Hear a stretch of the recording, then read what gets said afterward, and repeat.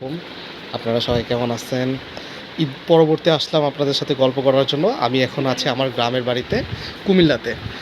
তো এখানে আছি, অনেক হট ওয়েদার। ভাবছি বৃষ্টি হবে, কিন্তু কোনো বৃষ্টি হচ্ছে না। আম বাহিরে আমার মেয়ে খেলতেছে এবং ঘরের সবাই বিভিন্ন কাজে কর্মে ব্যস্ত। আমি একাকী বসে মোবাইল চালাচ্ছিলাম, ভাবলাম একটা ভিডিও করে ফেলি, আপনাদেরকে জানাই আমি কি করতেছি। হ্যাঁ, এই মুহূর্তে আমি আছি আমার ঠিক বাসার ঠিক সামনে।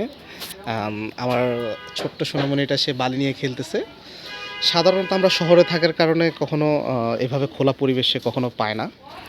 তো সে ট্রাই করতেছে তার বেস্টটা দিয়ে খেলাধুলা করার জন্য। আমিও তাকে কিছু বলতেছি না। কারণ হচ্ছে আম এই খোলামেলা পরিবেশ শহরে তো পাওয়া যায় না। ইট পাথরের দালান কোঠাতে সে মাটি দিয়ে খেলতেছে, নিজের মনের আনন্দ মিশিয়ে খেলতেছে। তো আমিও সেটা এনজয় করতেছি।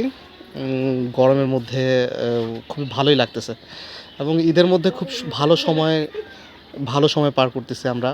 তো আপনাদের সবার কী অবস্থা জানাবেন। আ এখানে সবচেয়ে বড় কথা হচ্ছে গরমের মধ্যে ওয়েদার যদিও বা হট, কোনো বৃষ্টি বাদল হয় নাই এবং পরিবেশটা অনেক ঠান্ডা, যেটা সচরাচর হয় না।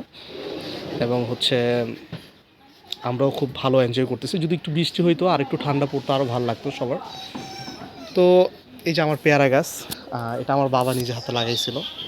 আমি এবং আমার বাবা বেঁচে থাকার সময় আমার বাবা নিজে হাতে গাছটা লাগাইছে এবং হচ্ছে এগুলো আমার মা লাগাইছে।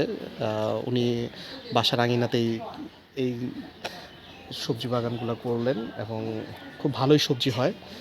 আম এখানে বাড়িতে আমার চাচারাও থাকেন। পাশে হচ্ছে আমার চাচাদের গোয়াল ঘর, গরু আছে, বাকি চাচারাও আশেপাশে আছে সবাই। খুব ভাল লাগতেছে। থ্যাংক ইউ সবাইকে। আবার দেখা হবে কোনো একটা নতুন ভিডিওতে। সে পর্যন্ত ভালো থাকবেন সবাই। আসসালামু আলাইকুম।